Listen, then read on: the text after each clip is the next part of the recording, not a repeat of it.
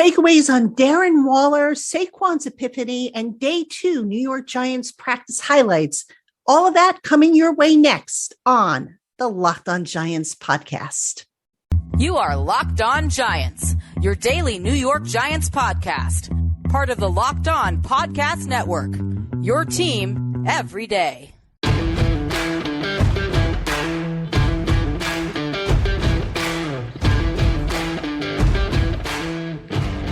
Hello, New York Giant fans, and welcome to another edition of the Locked On Giants podcast, part of the Locked On Podcast family, your team every day. My name is Patricia Traina, and it is our Friday show, but I'm dropping it early I'm dropping it actually on a Thursday because, it is training camp. So I'm trying to keep up with the reports and try to get you the information without having to make you wait too long for stuff. So I want to welcome y'all into the Locked On Giants podcast. I want to send a special shout out to my everydayers and my newcomers and everybody in between. Thank you so much for making us your first listen of the day or watching on YouTube, your first watch of the day. And on today's program, we're going to talk a little bit about Waller of Steel, Darren Waller. My goodness, so much to talk about with that young man and what he has brought to this offense. We're going to talk a little bit about him. Then we're going to talk about Saquon's Epiphany. Saquon Barkley broke his silence for the first time after signing that modified franchise tag deal. So we're going to talk a little bit about that. I have some thoughts on that, some additional insight and whatnot that I can give you. And then we will wrap things up with a look at some of the practice highlights from day number 2 of New York Giants training camp. So all that on today's Locked On Giants podcast. Again, thank you for tuning in. Let's get going. All right, Darren Waller. Now, it's interesting. When I was mapping out what I wanted to cover in training camp, I figured, okay, you know what? We did so much coverage of Darren Waller during the spring, what he brought to the table, what his teammates thought of him, what his coaches thought of him. But you really start to appreciate what he brings to the table if you have gone to the training camp practices and have watched it. I mean, this is a guy who I really don't know how you cover him. I mean, I suppose you can bracket cover him, which would open stuff up for the guys, for other guys on the field. But seriously, I've talked to a few defenders and I said, how the heck do you cover this guy?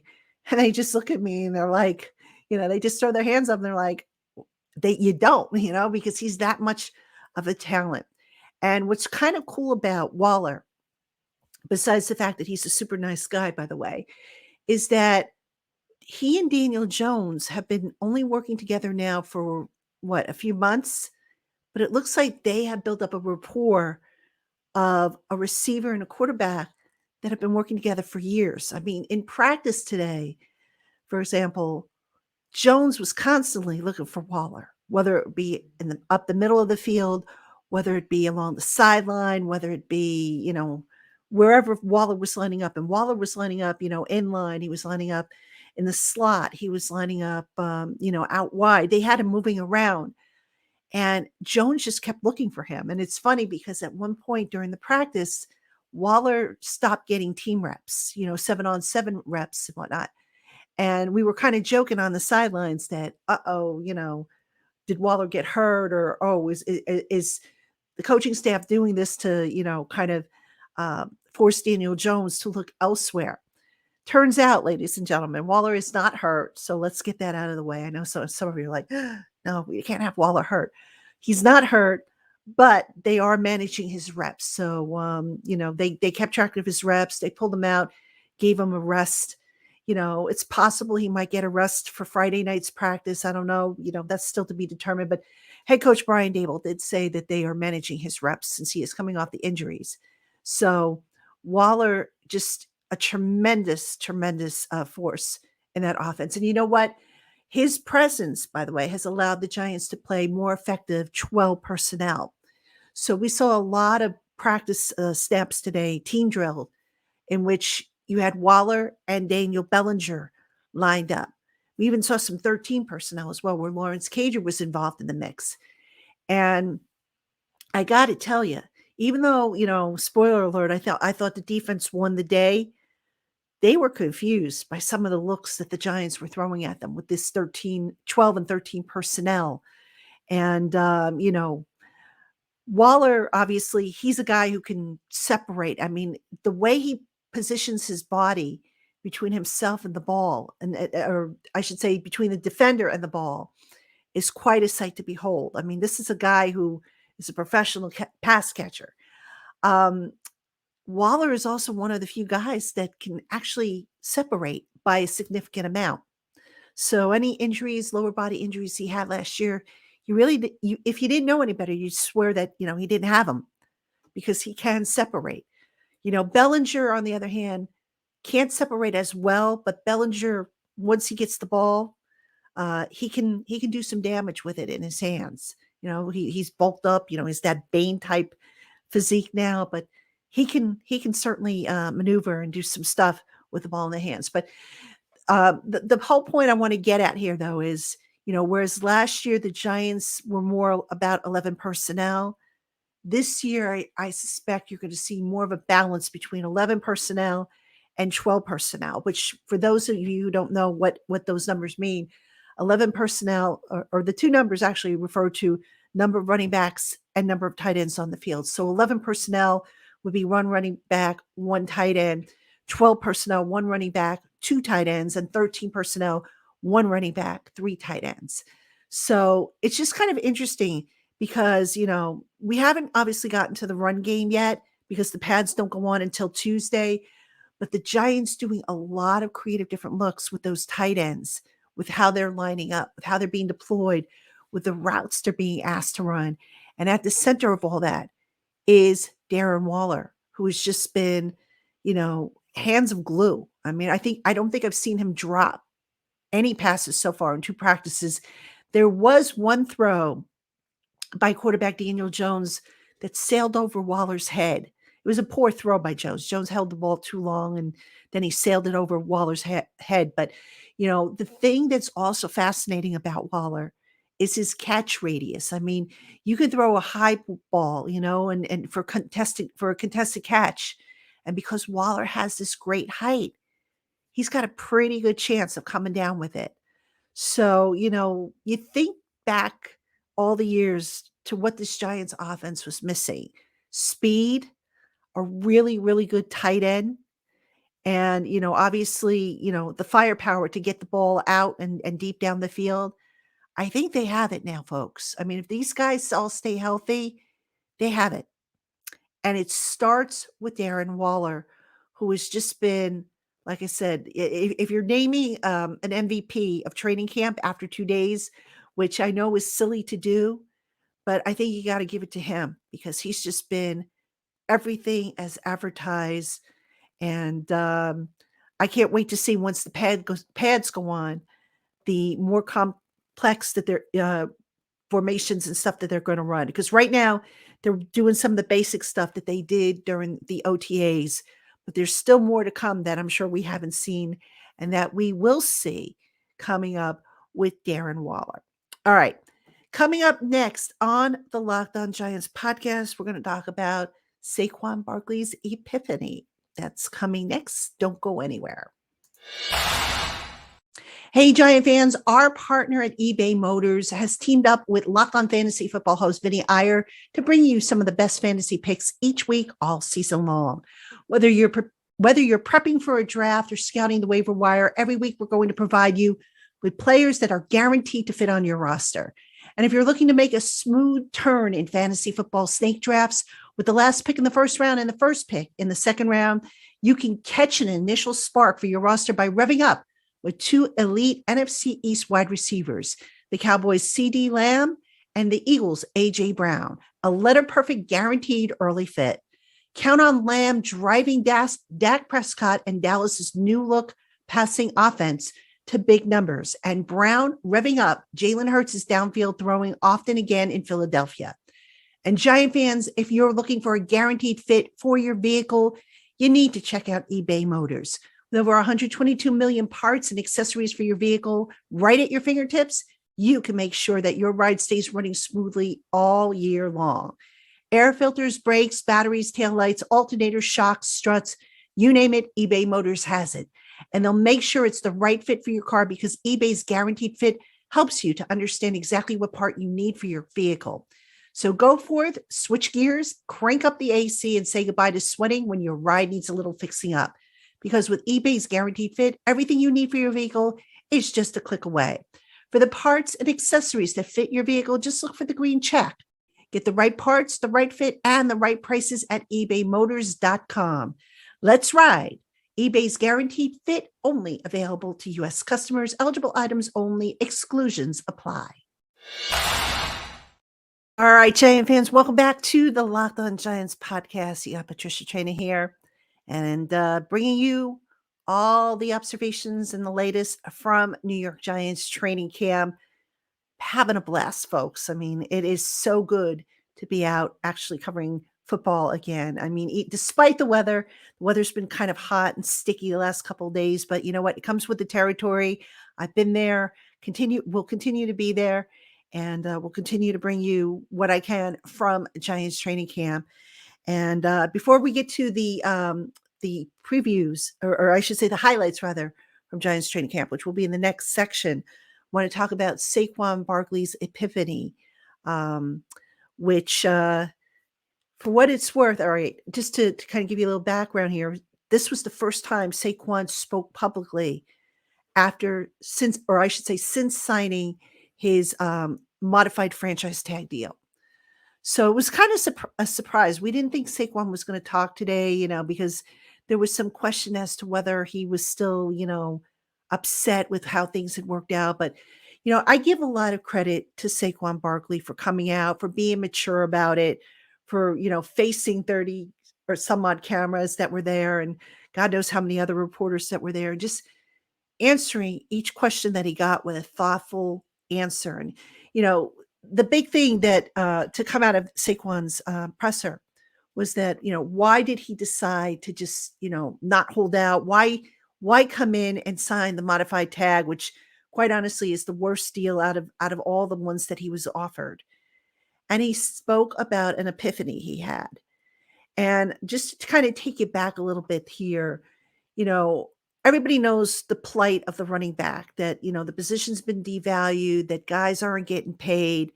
And it's drawing a lot more attention probably this year than it has in recent years. And that's because you've got some high profile guys that basically got screwed. Barkley, Josh Jacobs over from the Raiders, Tony Pollard down in Dallas. You've got guys like Dalvin Cook who got cut due to a salary cap crunch, Ezekiel Elliott. So the plight of the running back is really taking on getting more attention. And what was interesting is that, you got the impression that the running backs felt that Saquon could kind of be their leader, their guy to kind of make the case as to how valuable running backs could be. So when Saquon spoke about his epiphany that he had, and that, he felt that it would be in his best interest to show up, to play for his teammates, to play for himself, he made a comment about that by doing so, he can hopefully change the perception that exists regarding running backs.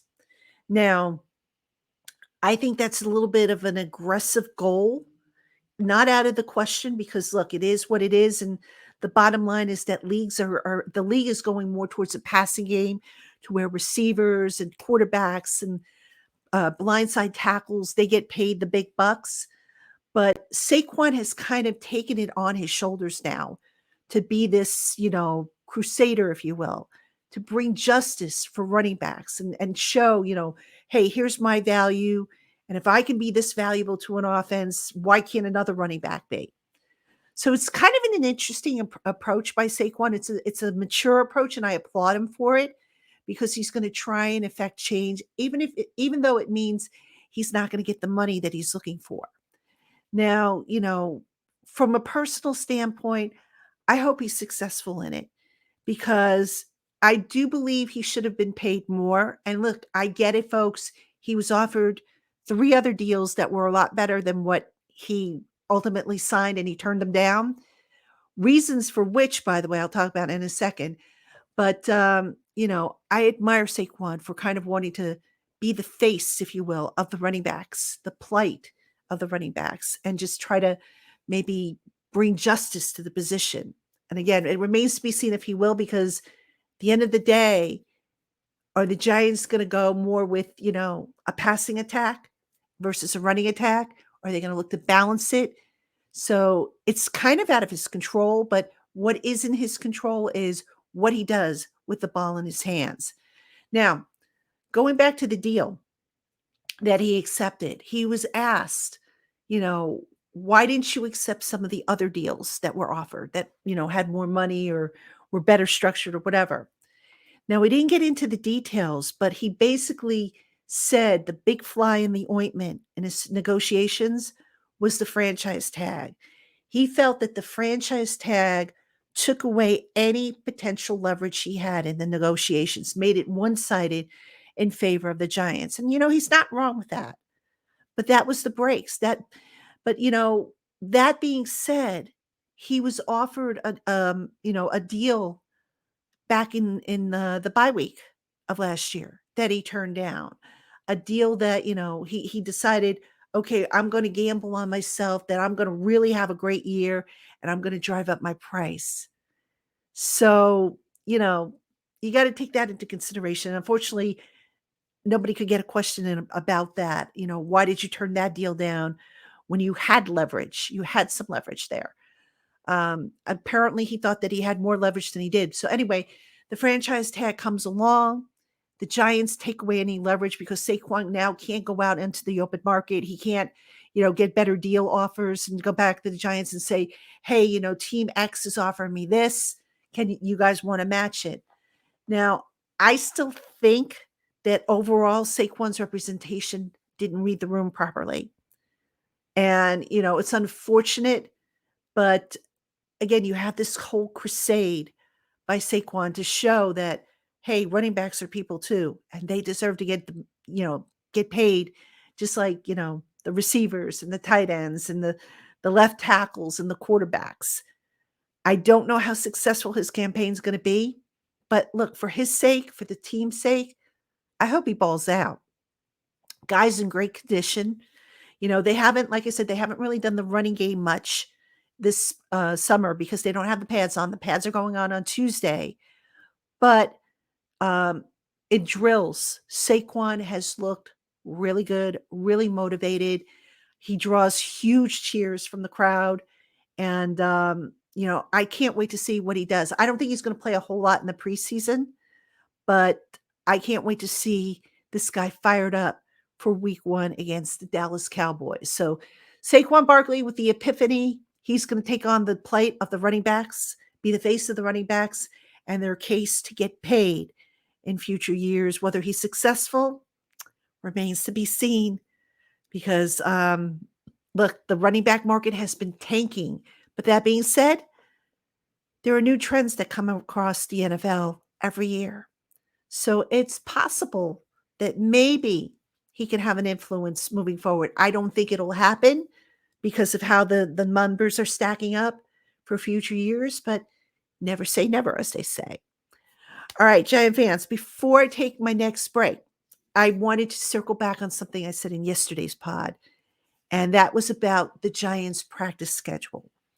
And I think I pointed out that the Giants, instead of doing what the CBA allows, which is 5 days on, 1 day off, the Giants have been doing 3 days on, 1 day off. And I suspected that had to do with their injury findings from last year.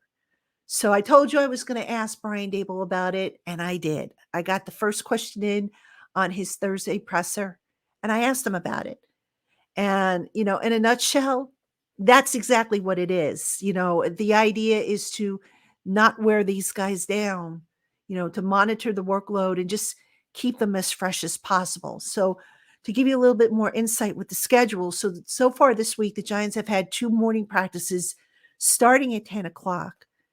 On Friday, they're going to have a nighttime practice that starts at 5 o'clock.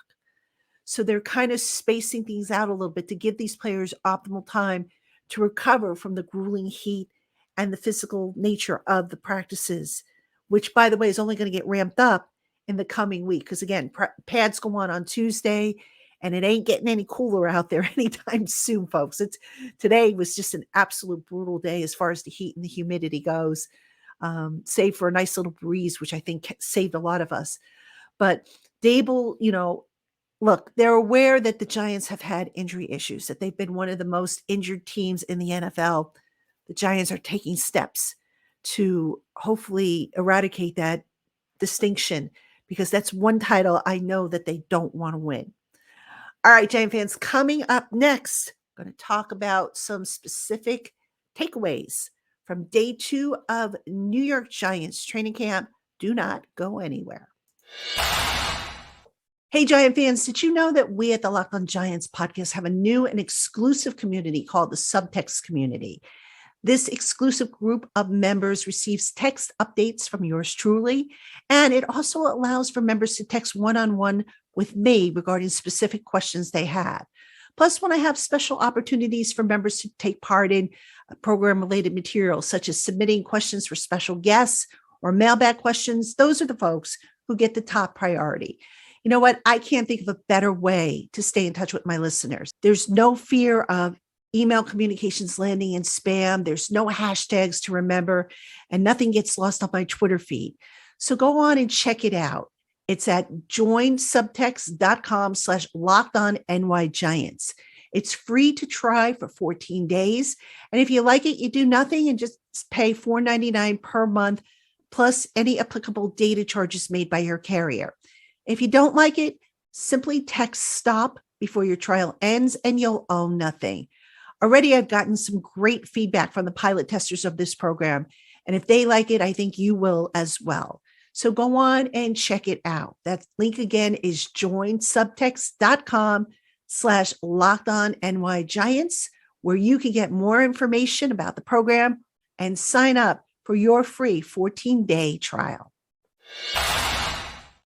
All right, Giant fans, welcome back to the Locked On Giants podcast. And just a quick note about the Subtext community. I'm actually going to be adding more subscriber exclusives. I'm working on some nice little things that I think the subscribers will like. Stay tuned for details. Once I have them all set up, I'll let you know what they are. But I'm really looking to optimize the value of the program because, look, I appreciate those of you who support me here at the Locked On Giants podcast. The podcast is, of course, free and available wherever you find your podcasts, including on YouTube. But those of you who are supporting, the Locked On Giants podcast through the Subtext community, my little way of showing my appreciation by giving you a little extra for your money, other than, the daily updates that I try and send out each day. So that being said, let us get back to training camp. We got to talk about some things from training camp. And I do have a few observations that I want to talk about. The first thing that this is kind of a broad scope thing. And that is, right now, the Giants are rotating different guys in at different spots. So, for example, at center, it's been Ben Bredesen and John Michael Schmitz. At left guard, Joshua Zudu, Ben Bredesen, Shane Lemieux. At slot cornerback, Darnay Holmes, Cordell Flatt. You've seen at safety, Jason Pinnock and Dane Belton. But there's also been a couple of spots that have been consistent, at least so far through 2 days. Specifically, inside linebacker, where Darian Beavers has been the number 2 guy next to Bobby Okereke. So the thing I want to comment about, regarding this rotation, usually when a coach does that, it's because they don't know for sure which direction they're going to go in. Now, some of you are probably saying, okay, there's no way that John Michael Schmitz is at the starting center opening day. And you're probably right in assuming that. But that being said, John Michael Schmitz, as well as he's been doing and as quickly as he's been, coming along, he hasn't been tested yet. And he's going to be tested by Wink Martindale. Dable has pretty much said that. And by tested, I mean Wink is going to be told to throw blitzes, stunts, twists, all kinds of funky things that John Michael Schmitz to make that kid's hair go on fire. And they're going to be looking carefully to see how well he handles it. And it's the same with Bredesen because, look, if John Michael Schmitz can't make the right line calls or he gets confuzzled, as I like to say, confused, confuzzled by what the defense is throwing at him, he might not be the starter opening day. Now, I don't think that's going to happen again. I want to stress that, but something to keep an eye on for sure. So, it's going to be interesting to see once the pads go on who takes most of the snaps at center. I think it's going to be Schmitz. I'm going to be checking that out because right now you just can't really tell. They're not in pads, so there's no hitting. It's really hard to get a real good feel for, how the pit play is shaping up. And that, of course, is going to affect everything else in terms of the team. Now, as far as, the practice for day 2, the Giants opened it up a little bit more. So instead of working exclusively in the red zone, they did the entire field. So they were trying a lot more deep passes. Brian Dable, his philosophy is for the quarterbacks, just go out there and sling it. Let's see how they look. If it gets picked off, it gets picked off. Better it happen in practice than in a game. So overall, the deep pass, I thought the defense kind of won the day just by, a nose or two. I didn't think the offense was as sharp as it was yesterday. I thought the quarterbacks, at times, the 3 quarterbacks were holding the ball a little too long. And, maybe there was a little confusion. The other thing I really took note of is that the receivers, for whatever the reason, I didn't see very many receivers other than maybe Waller and Paris Campbell truly separating from defenders. I mean, the defenders were playing these guys tightly. So that was kind of surprising. So I think in all the defenders came up with 4 interceptions. I think one by Xavier McKinney, Zion Gilbert had one, and 2 other cornerbacks. I think Cordell Flatt had one, and there was one other cornerback that had one. Zion Gilbert's, by the way, was a tip ball that he tipped to himself. It was pretty neat to watch. So, I mentioned that because even though they're not in pads, usually you expect the defense to be further ahead of the offense at this early stage in training camp. Right now, you can make a case that they're almost on even ground, which is a good thing, I think, regarding, moving forward with the Giants, because you don't want one side of the ball being down here and another one up here, because that means they're not, playing complementary football with each side. So, that stood out to me. Another thing that kind of stood out to me is Cordell Flatt's performance. I want to talk about that.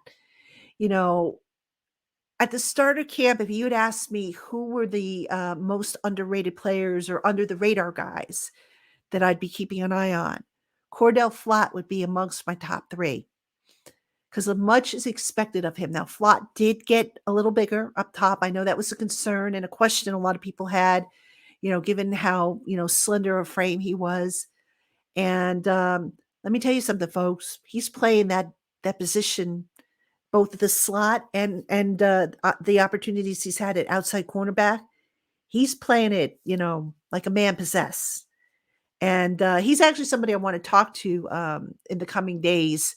I want to, sit down and do a one-on-one with him to, kind of gauge where he is and whatnot. But Cordell Flatt thus far has looked pretty good in training camp. I like how he tracks the ball.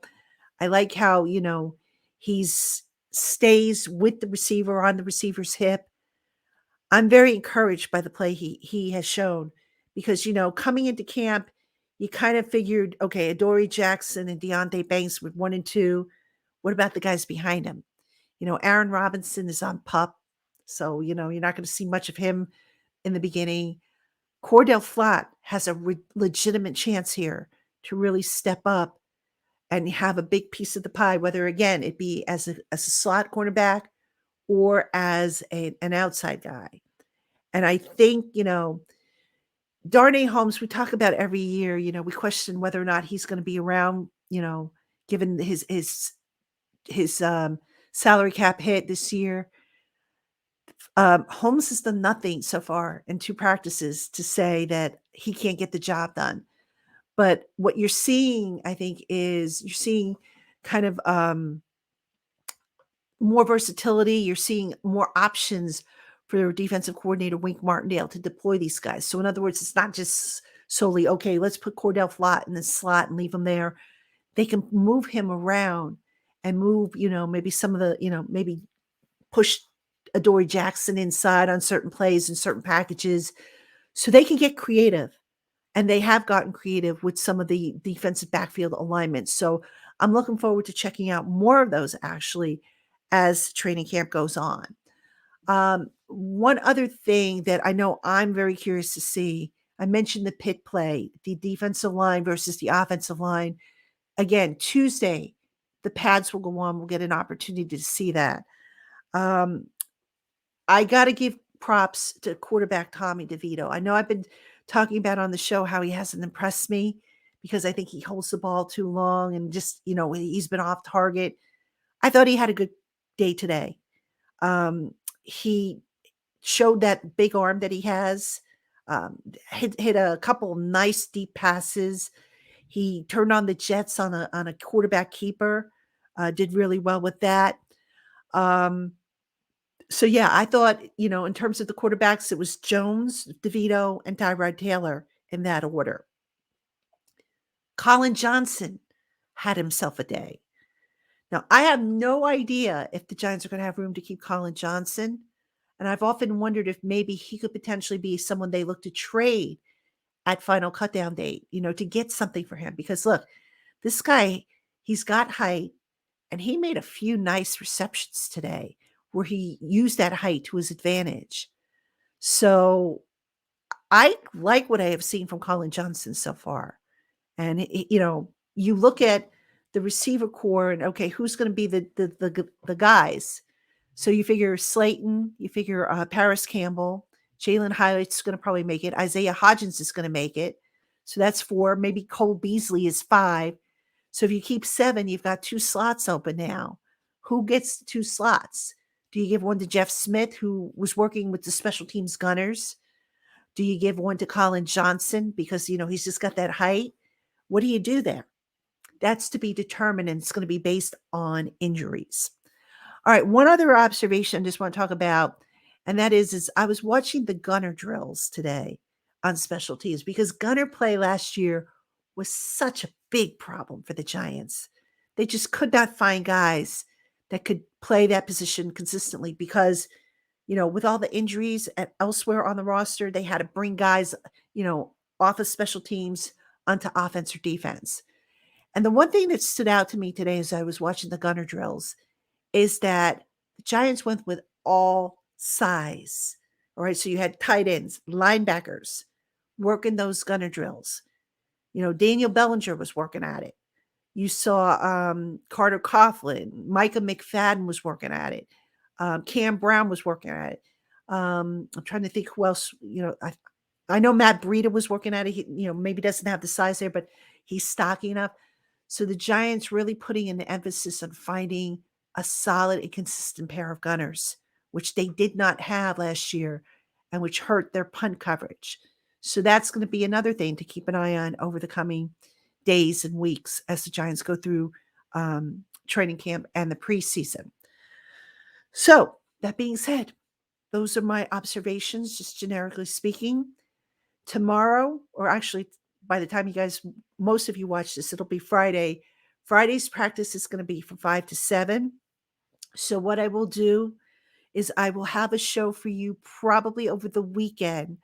I may combine Friday and Saturday into one show and just run it on Sunday because we're off Saturday, but I'll probably have at least one show for you over the weekend. So make sure you keep it here on the Locked On Giants podcast. And of course, if we have breaking news, I will post a short for you here on the YouTube channel. Folks, I want to thank you for tuning in. As always, I appreciate you. And as always, we'll see you tomorrow.